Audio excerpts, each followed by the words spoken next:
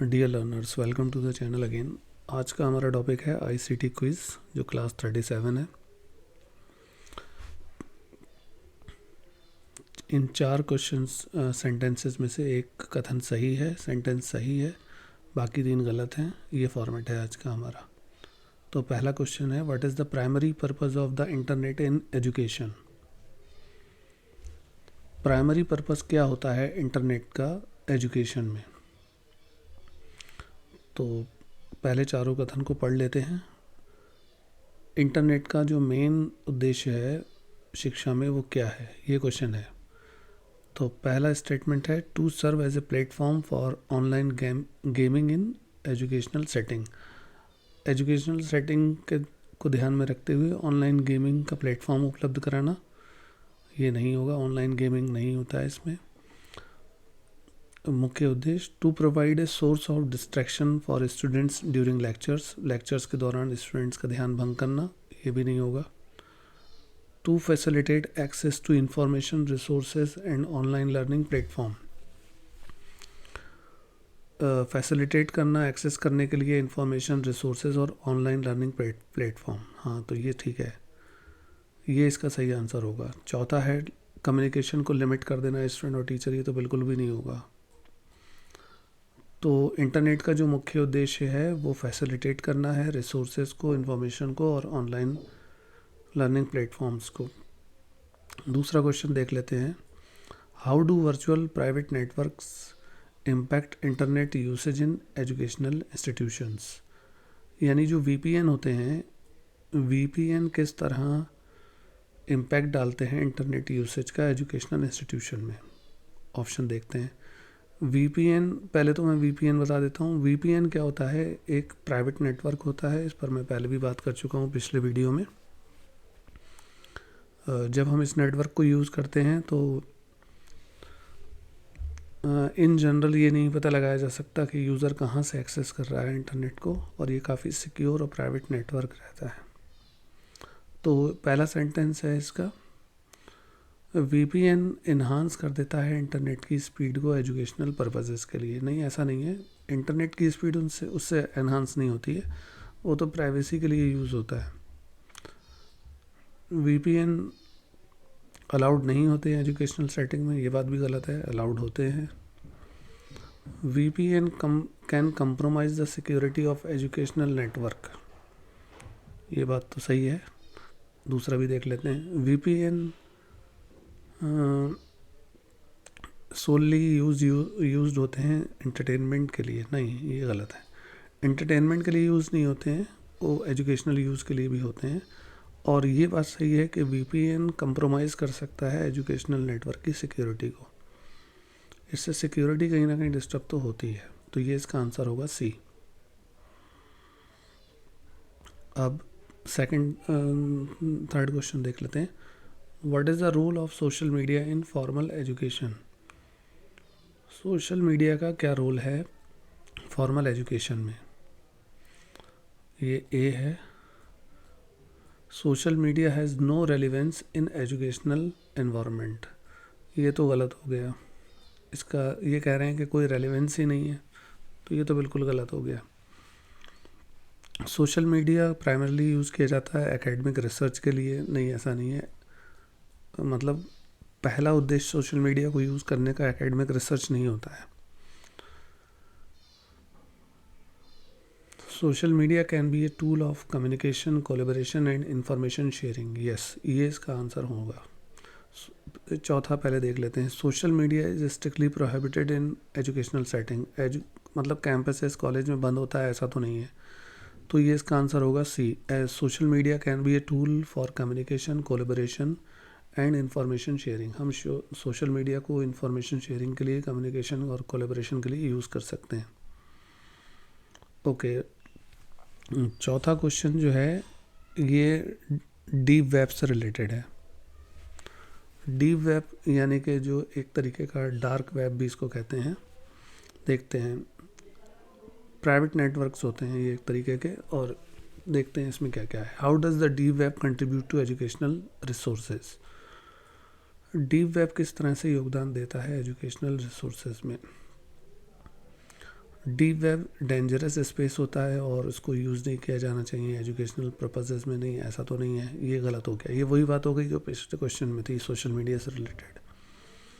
मतलब ये कह रहे हैं कि डीप वेब डेंजरस स्पेस होता है और उसको यूज़ नहीं करना चाहिए एजुकेशनल पर्पसेस के लिए। डीप वेब केवल कंप्यूटर साइंस स्टूडेंट के लिए अवेलेबल होता है, ये भी गलत है। Deep web is a term use to describe online gaming platform for educational use. Online gaming के लिए यूज़ होता है, ये भी गलत हो गया। ओके, ये रह गया। Deep web contain valuable academic database and research material. Yes, ये इसका आंसर सही होगा। डीप वेब कंटेन रखता है वैल्यूएबल एकेडमिक डेटाबेसेस और रिसर्च मटेरियल। दरअसल क्या होता है, डीप वेब को इलीगल एक्टिविटीज़ के लिए ज़्यादा यूज़ किया जाता है, तो इसका नाम चूँकि बदनाम हो गया है, लेकिन ऐसा नहीं है। इसमें वैल्यूएबल एकेडमिक डेटाबेसेस भी होते हैं और रिसर्च मटेरियल को भी एक्सेस किया जा सकता है। क्वेश्चन नंबर 5 है, अगर हम इंटरनेट स्पीड की बात करें तो कौन सी रिकमेंडेड मिनिमम स्पीड होगी इफ़ेक्टिव ऑनलाइन लर्निंग के लिए? 1 Mbps, 5 Mbps, 10 Mbps, और चौथा ऑप्शन है internet speed does not impact online learning. दरअसल बात यहाँ पर ये है, क्वेश्चन में ये पूछा गया है ऑफ इफ़ेक्टिव ऑनलाइन लर्निंग के लिए। जैसे मान लीजिए एक स्टूडेंट है, उसके पॉइंट ऑफ व्यू से अगर देखें, उसे पढ़ना लिखना है, डेटा डाउनलोड करना है, अपलोड करना है, एक्सेस करना है वेबसाइट्स को, और यूट्यूब पर पढ़ाई चल रही है या जो भी LMS के थ्रू पढ़ाई हो रही है, तो इफ़ेक्टिव ऑनलाइन लर्निंग के लिए कितनी रिकमेंडेड स्पीड होनी चाहिए? तो ये होगी 10 Mbps। इतनी स्पीड आती है तो LMS वगैरह ठीक से काम कर लेते हैं और बाकी इंटरनेट पर भी वर्क आसानी से किया जा सकता है। नेक्स्ट क्वेश्चन है, what is the significance of cloud computing in education? Cloud computing की क्या महत्ता है, क्या इम्पोर्टेंस है एजुकेशन में? तो इसको देख लेते हैं। पहला इसमें ऑप्शन दे रखा है क्लाउड कंप्यूटिंग इररेलेवेंट है एजुकेशनल पर्पसेस के लिए। ये तो बिल्कुल गलत बात है। अब गूगल ड्राइव तो सभी यूज़ करते हैं, तो आप समझ लीजिए कि वो इम्पोर्टेंट होती है या नहीं होती है। क्लाउड कंप्यूटिंग बढ़ा देता है हमारी एक्सेसिबिलिटी एजुकेशनल रिसोर्सेज और कोलैबोरेशन के लिए। यस, ये आंसर ठीक लग रहा है। दूसरे भी देख लेते हैं। क्लाउड कंप्यूटिंग लिमिटेड होती है फिज़िकल टेक्स्ट बुक डिजिटली। नहीं, ये गलत है। यानी ये कह रहे हैं कि क्लाउड कंप्यूटिंग लिमिटेड होती है कि आप उससे स्टोर कर सकते हैं टेक्स्ट बुक को केवल डिजिटली। तो ये ऐसा तो नहीं है, और भी उसके काम होते हैं। क्लाउड कंप्यूटिंग का बेनिफिट होता है उन स्टूडेंट्स के लिए जो कंप्यूटर साइंस के हैं। तो ये भी गलत हो गया। इसका आंसर वही ठीक होगा कि क्लाउड कंप्यूटिंग से बढ़ जाती है एक्सेस करने की हमारी क्षमता एजुकेशनल रिसोर्सेज को लेकर और कोलैबोरेशन टूल को। मान लीजिए, देखिए ऐसे समझिए, किसी ने बहुत बड़ा कोई वीडियो बना रखा है और उसने क्या किया कि उसका जो लिंक है वो क्लाउड कंप्यूटिंग में आपको दे रखा है, तो आप उससे एक्सेस करने की क्षमता बढ़ गई। और भी बहुत सारे टूल्स हैं जो क्लाउड कंप्यूटिंग के थ्रू काम आ जाते हैं। ओके, अब नेक्स्ट क्वेश्चन आया AR से रिलेटेड। ऑगमेंटेड रियलिटी की एजुकेशन में किस तरीके से इम्पोर्टेंट रहती है स्टूडेंट के एंगेजमेंट को लेकर? AR VR पे मैंने अलग से वीडियो बनाया हुआ है, आप उसको जाकर चेक कीजिएगा। कहीं ना कहीं उसमें ICT के वीडियो में मैंने इसका चर्चा की है। जो ICT एब्रीविएशन और टर्मिनोलॉजी पर वीडियो, उसमें मैंने बात की है इसमें। तो ऑगमेंटेड रियलिटी की क्या इम्पोर्टेंट है, क्या इम्पैक्ट है स्टूडेंट के एंगेजमेंट को लेकर, ये देख लेते हैं। AR हैज़ नो इम्पैक्ट, ये तो बिल्कुल गलत हो गया। AR enhances learning experience by providing interactive and immersive content, ये ठीक होगा। AR बढ़ा देता है लर्निंग एक्सपीरियंसेस को इंटरेक्टिव और इमर्सिव कंटेंट के द्वारा। फिर भी ये देख लेते हैं। AR is solely use entertainment के लिए तो यूज़ नहीं होता है। AR is only applicable in advance scientific research, ये भी गलत है। एडवांस में नहीं है, बेसिक लेवल पे भी इसको यूज़ करते हैं। 8th नंबर का क्वेश्चन है, what is the primary purpose of learning management system in educational technology? इस पर हमने स्पेशल वीडियो बनाया हुआ है, LMS पर देखिएगा। What is the primary purpose of learning management system in educational technology. LMS यानी आप इसका एग्जांपल ये समझ लीजिए जैसे गूगल क्लासरूम। गूगल क्लासरूम एक LMS है। तो LMS का जो प्राइमरी पर्पज़ होता है वो क्या होता है? LMS को डिज़ाइन किया जाता है रिस्ट्रिक्ट एक्सेस करने के लिए, नहीं ये तो गलत है। LMS फैसिलिटेट करता है management, delivery, tracking educational content and courses. Google classroom में यही सब होता है कि आप अपने कंटेंट को मैनेज कर सकते हैं, डिलीवरी दे सकते हैं, असाइनमेंट दे सकते हैं, ट्रैक कर सकते हैं किन बच्चों ने काम किया है, किसने नहीं किया है। और अगर आप खुद स्टूडेंट हैं तो आप अपने डेटा को देख सकते हैं कि हमने असाइनमेंट जमा कर दिया नहीं कर दिया, टीचर ने कब कौन सा कंटेंट डिलीवर किया, ये सब। तो इसका आंसर बी होगा। फिर भी देख लेते हैं ये क्या है। इसमें LMS को केवल टीचर के लिए यूज़ किया जाता है, पर्सनल रिकॉर्डिंग के कीपिंग के लिए नहीं, ये गलत है। LMS एक टूल है जो प्लेजरिज्म को प्रमोट करता है, तो बिल्कुल ही गलत हो गया। क्वेश्चन नंबर 9 देख लेते हैं। How does the use of artificial intelligence in educational impact personalised learning.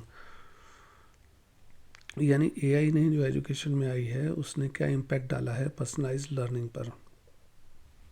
अच्छा, मतलब AI के आने के बाद से स्टूडेंट की पर्सनल लर्निंग पर क्या अंतर पड़ा है?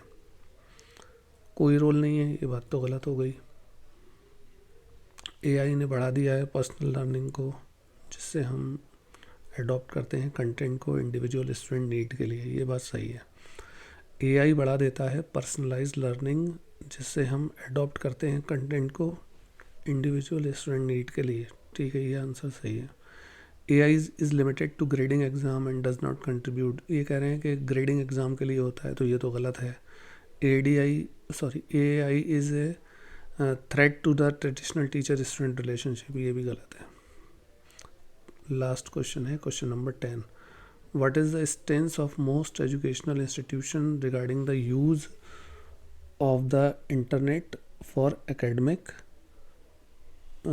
research? क्या स्टेंस है एजुकेशनल इंस्टीट्यूशन के लिए कि वो इंटरनेट जो यूज़ करते हैं एकेडमिक रिसर्च के लिए? एकेडमिक रिसर्च से रिलेटेड और इंटरनेट का यूज़ पर रिलेटेड क्वेश्चन है ये, कि एजुकेशनल इंस्टीट्यूशन डिस्करेज करते हैं इंटरनेट के यूज़ को, ये बात गलत है, डिस्करेज नहीं करते हैं। तो फिर एजुकेशनल इंस्टीट्यूशन प्रमोट करते हैं एक बैलेंस्ड अप्रोच, जिससे आप ऑनलाइन भी पढ़ाई करते हैं और ऑफलाइन भी रिसोर्सेज का यूज़ करें। तो यस, इसका आंसर यही ठीक हो जाएगा। एजुकेशनल इंस्टीट्यूशन प्रमोट करते हैं बैलेंस्ड अप्रोच को।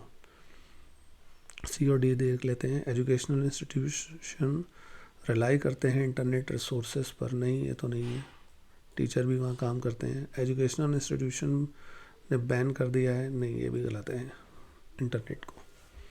तो एजुकेशनल इंस्टीट्यूशन प्रमोट करते हैं बैलेंस अप्रोच, जिसमें ऑनलाइन और ऑफलाइन रिसोर्स दोनों सम्मिलित होते हैं। Thank you so much.